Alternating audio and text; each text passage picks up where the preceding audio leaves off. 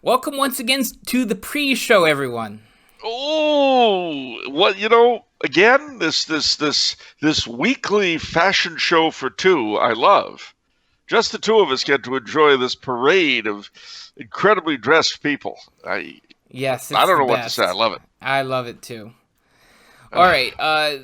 So I just want to let all the patrons know we are so backed up on questions.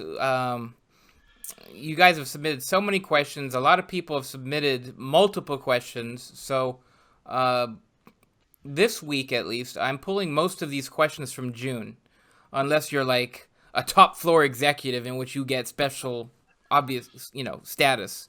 Um, but yeah, we've got a lot of catch up to do. So I put a pretty sizable amount of questions on for between this pre-show and the full episode. But yeah, just be patient. Just be patient, and we will get to everyone's question. Oh, and while we're on that, for the one individual who so far has bought himself into the 13th floor, your question about, I'm sorry, what were we talking about?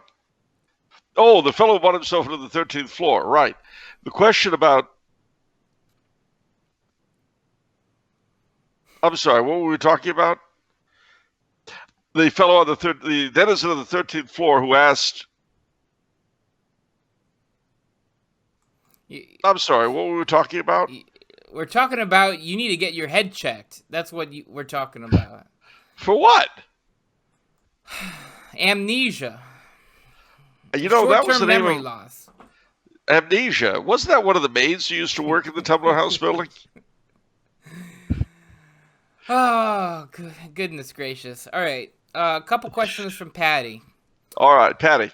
Charles, given that President Erdogan recently signed a decree turning the Hagia Sophia back into a mosque, I'd like to hear your thoughts on what should be done with the place. Preferably, it would be returned to the ecumenical patriarch or the Holy See, but barring that miracle, is it better to keep it as a secular museum or a Muslim holy site? A secular museum. I mean, number one, we're not going to be able to go into it in all likelihood. Christians won't be able to see it. And then there's also the question of their covering up the mosaics once more, which they'll have to do if it's going to be a mosque again, or worse yet, destroy them. I mean, this is a very bad thing. And honestly, let's just say that if Putin took it into his head to occupy Istanbul right now and rename it Constantinople, I would advise the president to write a strongly worded letter of protest in response. If Nothing Putin more. took over Istanbul? I say if he would take over Istanbul, rename it Constantinople, and turn the Hagia Sophia once more into a Christian cathedral, I would not fight him. I would say, oh, well, too bad, so sad. I would feel, though, that the State Department should send a strongly worded letter of protest. Bad. Shouldn't have done that. Bad. And then that's it. I'd love to see the reaction of those dogs in the media over if such a thing would happen. I'd love to see that. They'd be twerking at both ends, believe you me. I'm. Don't get me Don't get me started on the media. Yeah. It's like, how do you feel about Victor Quisling? Well, not very nicely. Random question: is Kim Jong-un dead? I don't know. I haven't been to North Korea lately.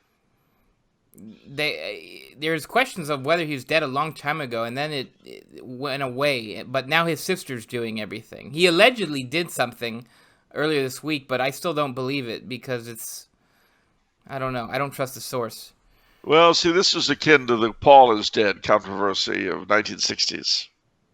He hasn't done, but Kim Jong-un hasn't really done anything super public. I mean, why is his sister doing diplomacy now? I don't know. Well, maybe she's tougher than he is. The female is deadlier than the male in a lot of species. That's sexist. Okay. No, it's biology. Men and women are equal. They can be equally annoying, but we're not talking about men and women. We're talking about dictators. I mean, it's like with the black widow spider. You ever hear about anybody getting bitten by a gray widower? No, I didn't think so. The black widow's mate is this little gray thing about a quarter her size, and they don't bite and they're not poisonous, and they get eaten by their mates, or not eaten, but sucked dry. Not unlike various magnates and their starlet companions in lawsuits, palimony, and that kind of thing. Wow. Reminds me of a cartoon I saw of a male praying mantis at a bar. And he says, I might as well have one for the road. She'll just bite my head off when I get home anyway. Oh, gosh. Wow. All right. Another question from Patty. Are Catholics required to pray the full 15 decades of the Rosary every day? I follow the traditional 5-a-day rotation with my friend Anna, which I think adds a nice tenor to the week. However, I've come across some traditionalist sites saying that Our Lady asked for all 15 to be said at Fatima. Should I ditch my ordinariate morning and evening prayer and just pray a full rosary instead? Well, that's a very good question, and I'm not perhaps the best one to answer it. I do the 5 decades myself. Certainly doing all 15 is a very meritorious act.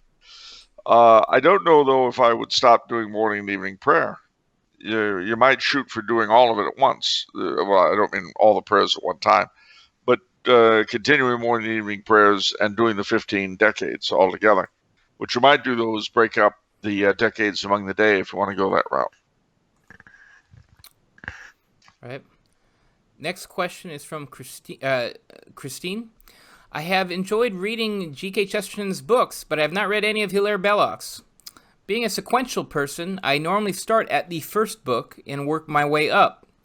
But as I was perusing some of Mr. Belloc's books, I think in his case that might not be a good idea.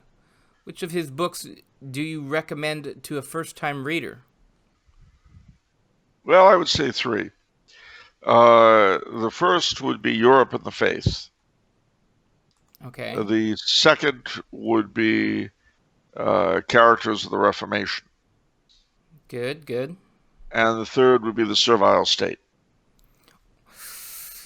Yes, I was hoping you'd say that. You know why? Why? Because you carry all 3. All 3 books available at tumhouse.com. Well, let me ask you a question. If she ordered all 3, would she get free shipping and handling? She would absolutely get free shipping and handling. Absolutely. Send in a book review, get $5 off in addition to that. Would you accept a COD? No CODs, I'm sorry. What about where it's prohibited? Well, where it's prohibited, it's void. What, are there any operators hanging around she might be able to talk to? Operators are standing by right now, so act now. Are either of us actors? Neither of us are actors. All right, just checking. Good. Okay. Another question from Christine. You have talked about St. Francis of Assisi from time to time. Growing up in the late 60s and early 70s, St. Francis was presented as an effeminate nut job. Brother, sun, sister, moon. Well, he said that, actually, apparently. He did, but that was the title of a movie, which makes him look like an effeminate nut job. Yeah, or some lunatic hippie that talks to animals. That too. Nowadays, it seems that St. Francis is relegated to being a bird bath holder in people's front yards. How did this happen to someone as important as St. Francis? Also, what part did chivalry play in his religious life? Please recommend a few good books on his life. Well, all right. It played a huge part in his religious life. Chivalry, I mean. It's what made him, if you will, such an extremist. Uh, and you can tell in the way, for instance, he speaks of Lady Poverty and serving Lady Poverty, the way a knight would serve his lady love. To understand a lot of what Francis said, you have to understand that his mind was formed in the idiom of chivalry. Even his nakedness, and giving up everything, very much the knightly ideal. Remember that the knights sought to pattern themselves after Christ on the cross. They didn't just take the cross to go to the Holy Land to free the Holy Sepulchre. They aimed to leave lives of sacrifice. Greater love hath no man than to lay down his life for his friend. That was the chivalric motto in a lot of ways. So, I would say it's fair to say that you really can't understand St. Francis without understanding his chivalrous formation and nature. Even his name comes from the fact that he knew sufficient French to sing the songs of French chivalry, which he did. So that's a very important thing to bear in mind. Now, in terms of biographies of St. Francis, you've actually got a number that you've been reading. Yeah, no, I finished. I great timing on the question, Christine. I finished reading 3 different biographies because I'm so enthralled with St. Francis. And they were? The first one I read was G.K. Chesterton's Life of St. Francis. We sell that on the Tumblr House bookstore. And also, Ignatius Press did a double where it's Life of St. Francis and Life of Thomas Aquinas, both written by G.K. Chesterton. You could buy either one. That was very good. That was kind of a concise version and not chronological. Chesterton sort of touches on things that he felt was interesting in St. Francis' character, which he felt defined St. Francis' character. One of the things that he speculates on is the conversion experience. It's kind of open for speculation. There's not like a single moment where St. Francis really got fervent. I mean, maybe there is, but Chesterton really delves into that, like what created such a profound metamorphosis, and a bunch of other deep characteristics. Chesterton's work is very deep and thought-provoking out of the 3 books that I read. Then the next book I read was, again, Life of St. Francis by Johannes Jorgensen. Yes. We don't carry that book. That was written in like 1912 or something around there. And that's the longest of the 3 books, and it has the most details. My mom called it superficial, but I wouldn't call it that way. It's very detail-oriented, and there's incredible quotes. It has the most St. Francis quotes in there. It's quite incredible, some of the things that he says. So for those quotes alone, highly recommend it. And some of the finer details. I can't remember all the finer, but it's the most comprehensive. You have all these neat little details, like whenever he came across like a farmer with a sheep or a lamb, he'd have to buy the lamb. He would have to. He couldn't bear the thought of that lamb being killed. He had to buy it to sort of save it, and all sorts of sort of little details that I'm forgetting, in terms of his mortifications and other things. And the third book is kind of a balanced book, the most balanced, because it's not chronological like Jorgensen's, but it's not as concise as Chesterton's.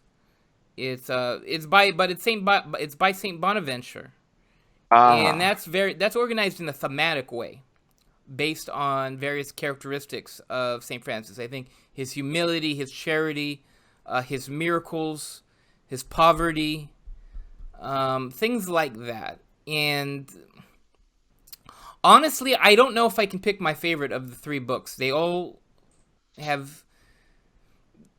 handle their goal very well. and they all touch on different things of Saint Francis.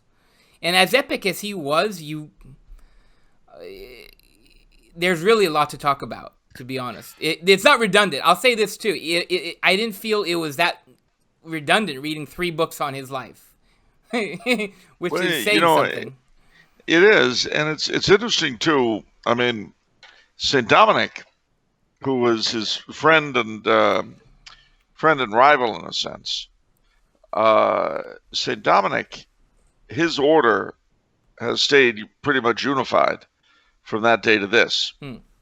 But the Franciscans broke up into a number of branches, of which there are 4 major ones today. The Order of Friars Minor, the OFM Conventuals, the Capuchins, and what are called the Third Order Regular. And we're not even counting the Poor Clares. No, those are the Poor Clares, of course, are the Second Order, the sisters. Yeah. And then, and similarly, you have Dominican nuns, although you have both. The Poor Clares are contemplative. You have contemplative Dominican nuns, but then you have all sorts of small groups of both Franciscan and Dominican active nuns. Yeah. And there are tons of those. I mean, one of the interesting things about women's orders is that they tend to split like you wouldn't believe. There's an old joke. What are the 3 mysteries of the Catholic Church that only God knows? One of them is what does any given Jesuit believe on any given point? That's okay. Only God knows. Where do the Franciscans get their money? Only God knows. Yeah. And lastly, but not leastly, exactly how many female orders are there in the church? Oh, right. Yeah. Only God knows. That's funny. So, but no, I mean, St. Francis is certainly a very compelling figure. And his disciples have been extraordinary. St. Bonaventure, of whom you spoke, and interestingly, had a similar relationship to St. Thomas Aquinas to that of St. Francis and St. Dominic. In other words, they knew each other, they were friends, but they also had differences. Again, non-religious differences. Yeah. I mean, not in the sense of believing different dogmas. Yeah. But differences in personality and in tactics. Yeah, the big drama in the Franciscan order that happened pretty quickly after his initial followers is the approach to scholarship, because Saint Francis was incredibly simple, and not in a derogatory sense, but his approach was simple. And, but see, that goes back. Let me just say that goes back to his being a knight.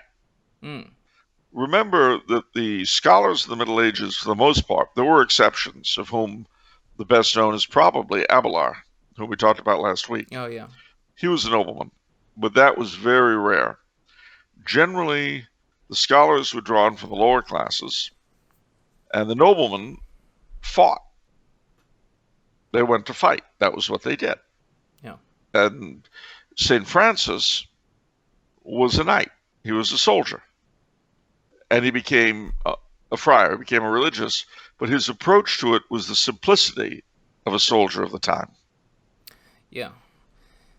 And yeah, I definitely could see that. Now that you say that, it reminds me, because so he wasn't 100% set on exactly what he should do. No. I remember wondering, the big decision for him personally was whether he was going to dedicate his life to, I guess priority to prayer or preaching. And and obviously he did both, but what was really a priority? And he ended up deciding preaching, which is interesting. And his sermons are very simple, but incredibly compelling. It's really interesting, and it's interesting because he was insecure about it, I remember, because the Franciscans would have a yearly big gathering where all the Franciscans, around the world would come, and it's a feast and all this and that. And they were getting very scholarly, and he started feeling insecure about, are his words going to be well received, because he's so simplistic and these people are so smart and intellectual in his order. It's interesting. And ultimately, the Franciscan order kind of broke away from the ideal of Francis because he wasn't into book learning, whereas perhaps the others were. Well, I mean, you take not just St. Bonaventure, but Roger Bacon, Mm. Robert Grosseteste. I mean, the Franciscans produced, alongside the Dominicans, some of the greatest scholars of the Middle Ages. And that was one reason why, alongside the Dominicans, they staffed the Inquisition. Hmm. Because, they knew stuff. Yeah, and just to close on it, in terms of how extraordinary St. Francis is, G.K. Chesterton sums up that there was only one true Franciscan, and it was Francis. Because nobody else could really live the ideal in the manner that St. Francis was living. No. Yeah. And see, the other thing, the question was not just about learning, but also about property. Yeah. Yes. And that was a big question. And I mentioned there were four kinds of Franciscans today, four major kinds. There's other smaller ones, but each of them had a different answer for that question. And of course, the Capuchins made cappuccino. Ha ha ha. Gosh. What? Padre Pio is turning over in his grave over that one, Charles. Well, I didn't say he made cappuccino. Okay. I don't even know if he ever drank this stuff. I do. I drink it a lot. I don't think he drank the stuff. I think he just lived. He lived purely on the Eucharist. Well, then that means there was no cappuccino. Okay. Gosh. All right. These are the kinds of questions that keep people awake at night. All right, moving on. Oh, but I too eventually still want to do that St. Francis episode because there's so much to touch on. I actually have a Word document somewhere where I've structured it out. We just have to do it eventually. And it's also worth noting too that the Church at different times will come up with different modes of religious life that they then get interpreted in different ways. So at the same time the Franciscans and Dominicans arose, the Carmelites became mendicant friars, the Augustinians, both of those orders had existed before but in somewhat different forms, and now they became mendicant friars. You had the Servites, you had the Minims, and a number of others, and then later on in the Middle Ages, at the time of the Renaissance, the Counter-Reformation, you had the clerks regular arise, of whom the best known are the Jesuits. But there are a lot of other orders of clerks regular. And again, each of them have different manners of life. Yeah. But it's interesting to see how under that a broad spectrum, so many different interpretations of what's roughly the same idea. We would say that Dominicans and Franciscans are as different as they come, except they're both mendicant friars. Yeah, I think Saint Dominic met Saint Francis, and yeah. In fact, if you go to St. Dominic's Church in Eagle Rock, where you may recall we had the Requiem Mass for my mother, just pointing that out, there is a window, of a stained glass window of the two of them meeting. And it's got the Dominican coat of arms and the Franciscan coat of arms side by side. It's a beautiful window. Yeah. But they also have a window dedicated to Lepanto. It has the double eagle of Austria on it. Nice. Which always used to make me happy when I would see it. Now I see the double eagle all the time. But yeah, so I don't know, St. Francis and St. Dominic, cats and dogs. Yeah, well, what they used to joke about Dominicanes, the dogs of the Lord. Who are the dogs of the Lord? The Dominicans. Dominicanes. There you go. Okay. Yeah. Next few questions are from Matthew. Okay. Could Charles address how the Eastern Orthodox are wrong in their conception of original sin and their rejection of papal supremacy? Sure. Right, his next question. Also, what are Charles's thoughts? Matthew, come on. You watch the show, you're You just setting you yourself up. you've been watching this show, Matthew. You know that we'll just give you toss-off I answers if maybe you give Matthew toss-off wanted questions. that. Yeah, maybe Matthew wanted that. He wanted the shtick for his question.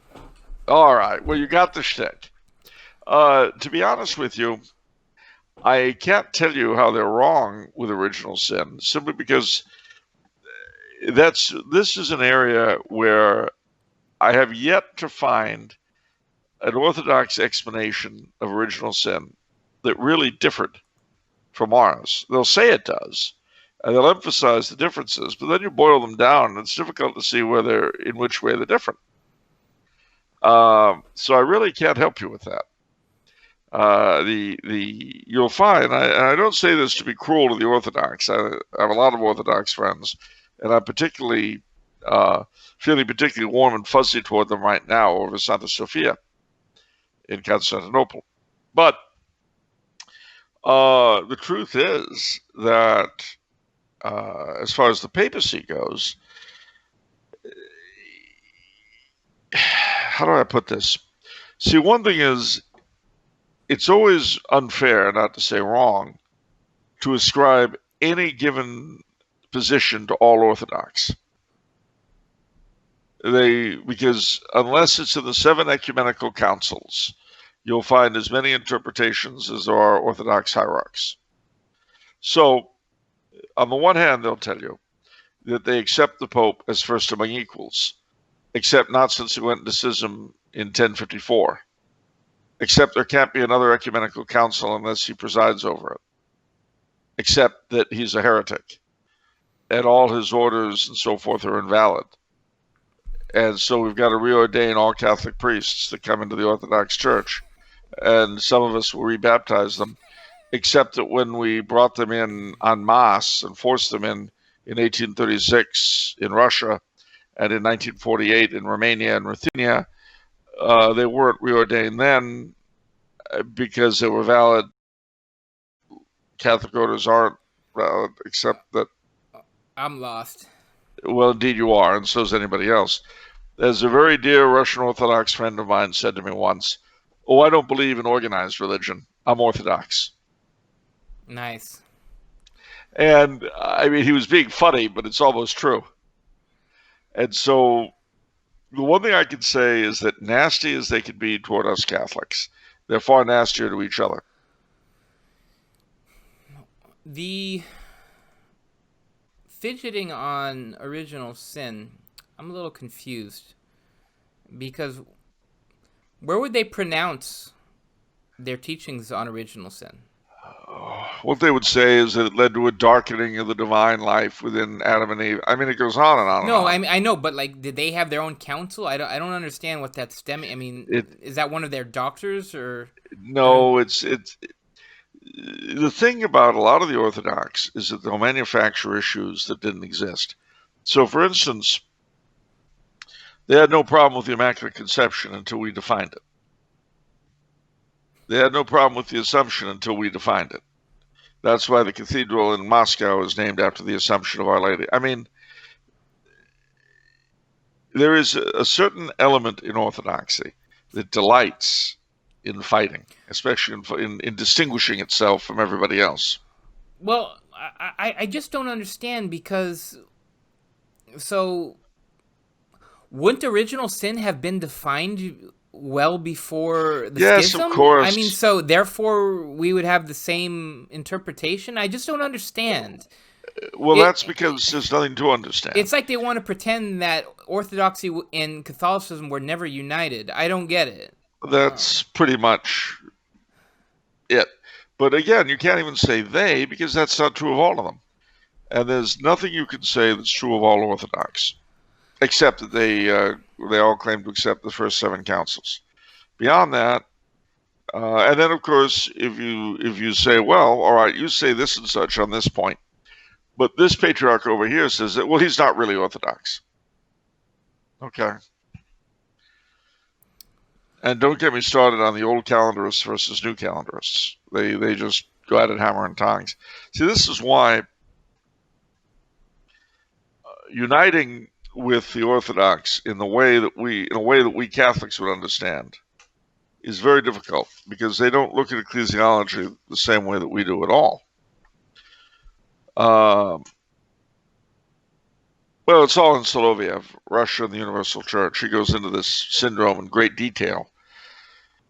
And it's very unfortunate because the truth is, amongst Orthodox believers, you'll find some of the best folk around. But, and again, what is true of, what is true of the clergy is often not true of the laity. I mean, I had an acquaintance of mine, very devout Russian Orthodox, and ROCOR, the most severe, not OCA. My dad's requiem. He asked me before the Mass. He said, "Would it be all right if I received communion?" And I looked at him and I said, "Well, by our law, it would be all right. But if your priest were to find out, he would say you had committed a schismatic and possibly heretical act." And his response to me was, "Well, if you don't tell him, I won't." So I said, "Well, all right." Now, and I know that when this is published, when this goes on the air on Monday, I know that some of our Orthodox viewers will be very angry with me and write in saying, "Oh, this is a terrible misrepresentation." Well, it may be a misrepresentation, but it's what I've seen in a lifetime of observation. And, I've been around Orthodox my whole life. I've studied it. I can honestly say I love the Orthodox churches as much as anyone who's not a member of them can. I don't, as I've said before, I don't really recognize the schism of 1462 as binding because it was done at the insistence of a Muslim sultan. And where that puts us legally, I have no idea. Where that puts us spiritually, I guess we'll find out after we die. But the worst of it was to have both excommunications lifted in 1964 by the Pope and the Patriarch of Constantinople. Now, when that was done, there was simply the entire juridical basis of the schism was on those mutual excommunications. So those are gone. So where are we? I don't know. Okay. Another question from Matthew. What are Charles's thoughts on praying the Jesus prayer like the Hysechasts? It's a simple enough prayer. It won't hurt. Okay. A question from Brian. Charles, why was St. John Vianney so opposed to dancing? Well, because of the dances he was exposed to. Some of them were pretty raw, and they led to a lot of, shall we say, illicit activity. Dom Guéranger was, I remember, of a similar view. They were contemporaries, weren't they? They were pretty close. They were very close in time, yeah. Yeah, because I remember reading Liturgical Year, and I was shocked when Dom Guéranger was just against balls, ballroom dancing and stuff. I was like, well, what's going on there? Well, what's going on was that in the wake of the French Revolution, a lot of the dances were, by their standards, very lascivious. But of course, what's funny is that a lot of those same dances, by our standards, are quite modest and tame. Just as in those days, you would read novelists who'd be talking about somebody swooning over the side of a lady's ankle. I guarantee you there are very few modern men who will swoon over a woman's ankle. Maybe a fulcra. Maybe a fulcra. We have friends who are very, shall we say, fulcra-oriented. Yeah. All right. Endless Knot reference. Yep. That's the inside joke. Warning. Spoiler alert. Spoiler alert. All right. Gosh, that girl's got great fulcra. All right.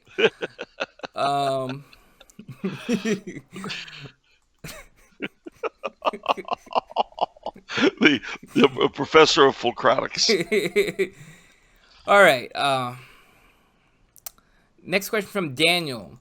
Hey, Vincent and Charles. My fiancée and I were discussing non-Catholic religious ceremonies. We both have non-Catholic friends, and she was suggesting that she would be interested in going to a Protestant church service with some of her friends after bringing them to a Catholic Mass, as a means of dialogue with Protestants. I hesitated a bit because I had thought Catholics were ordinarily forbidden from participating in non-Catholic worship. My family and I have attended Protestant weddings before, and I didn't think much of it then. Can either of you provide any clarity on the subject? Are there reasons that could justify minimal participation in non-Catholic weddings or worship services? Well, first and foremost, the general rule is that we do not worship with those of other faiths. Now, that doesn't apply to the Orthodox and the Armenians and the Copts and the Ethiopians, the Syriacs, and so forth. In terms of Protestants, we can go to their weddings and their funerals, so long as we don't, participate in the prayers and so forth. Now, what is that from? What are you citing? Is that like general practice? I mean, the canon laws have changed since it used to be pretty restrictive, I think, in terms of canon law, and now it's very loosey-goosey. But by and large, that was the practice. You might possibly justify it as an educational thing, but really, the time spent. I've been to a few Protestant services myself, and I'm speaking of Protestant now, not Anglo-Catholic masses and that kind of stuff. But I mean the real Bible-believing stuff, where it's just prayers and hymns and a sermon. And the sermon is generally the biggest thing. The minister preaching the word. Emptiest stuff in the world. I well remember going to one of these things, and afterwards the fellow who brought me said, "Didn't you think that the minister just had a spirit-filled sermon?" And unfortunately, I told him the truth, which was that I'd fallen asleep. So apparently, whatever spirit may have filled him, it wasn't the spirit of wakefulness. There's just no there. I know, it's reflected in the building too. Whenever, like on a show or something, they show the inside of a Protestant church, I think, gosh, there's nothing there. It's just empty. It is. I remember there was a Walking Dead right. where they came to a church. Yeah. It was filled with like 3 or 4 zombies who obviously were. Yeah. One of them still had like a bonnet on. Well, I remember one episode. I think they even titled the episode around it because there's a massacre in it. 4 walls. It's just 4 walls and a roof or something. I forgot. But yeah, I don't know. Protestant churches are sad. I would stay out of any Protestant church that had zombies in it. I would too. All right. Smart move. Good. There we go. Last question for the pre-show is from Zane. Okay, Zane. Should Orthodox Catholic men enter Traditionalist orders or go through Diocesan seminaries?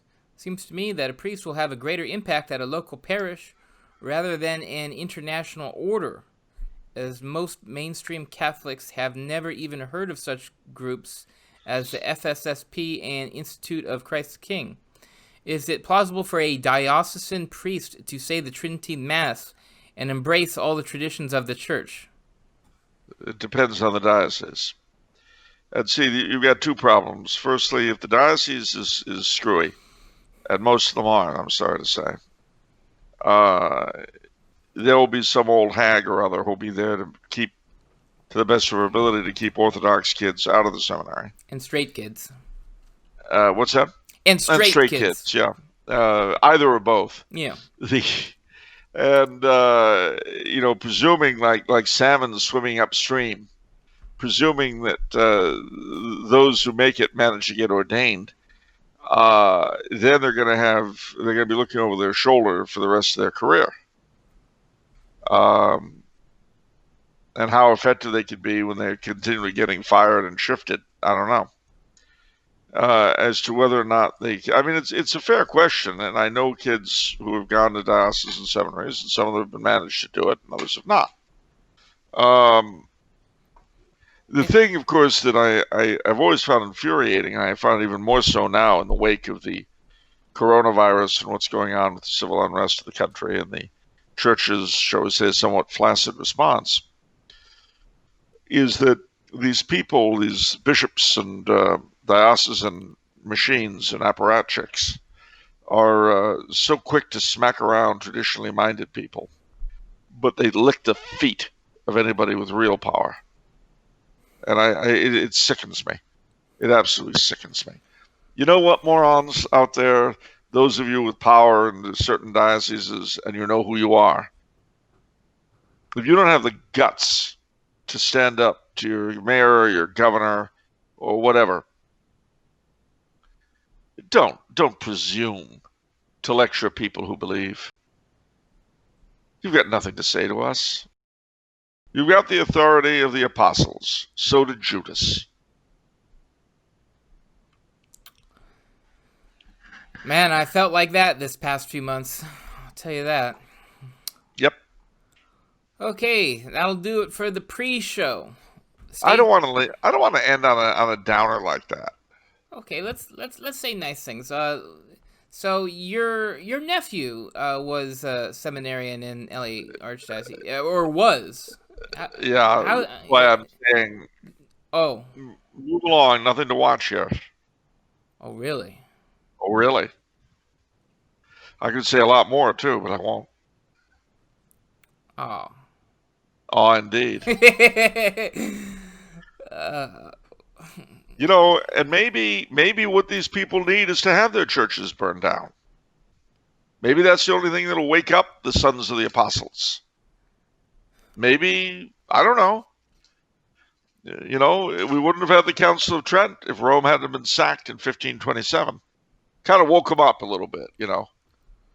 There's a real world out there with real issues. I don't get it. They are burning down my palazzo. They take my stuff. They beat me up. What's this? Well, Your Elegance, maybe you had it coming. I know. Gosh, you know, even before coronavirus, with all these shenanigans, with the Amazon Synod and all the other scandals and just everything, you know, I always felt God was saying, "Do you care yet? Okay, yeah, let me sprinkle some tragedy here. Do you care yet? Oh, you don't care yet? Okay, here's some more. Do you care yet? Wow, not yet? Okay, let's have, let's throw even more. Wow, you still don't care? Yeah. I feel like that's what, you know, like, we keep going down this rabbit hole until we care, and we haven't reached the point where we care yet. Not yet. Although you reminded me of that disco song that foresaw what was going to be happening. I'm scared, but okay, let's go. Scared? Disco's. You're our fearless leader. You are the captain of the ship that is Tumblar House. I can't imagine you frightened of anything, but here it is. Potch, potch, potch, Pachamama. Pachamama. It's disco. Yeah. To the tune of Shake Your Booty. Okay, I was wondering what tune that was. Okay. Shake Your Booty, Pachamama. That's bad. That's really bad, Charles. What? It's not my fault I grew up in the 70s. The decade that never should have happened. That's right. And the fact that it did is a judgment on us all. Okay. Now, see, this is the kind of thing I wanted to go out on. There we go. Okay, we Not did that it. Debbie Downer stuff. We did it. There we go. Yeah. All right, everyone, stay tuned for the full episode. Coming right at you. And we're looking forward to doing this with you and all your beautiful finery that only we can see. See you in a few minutes, kids.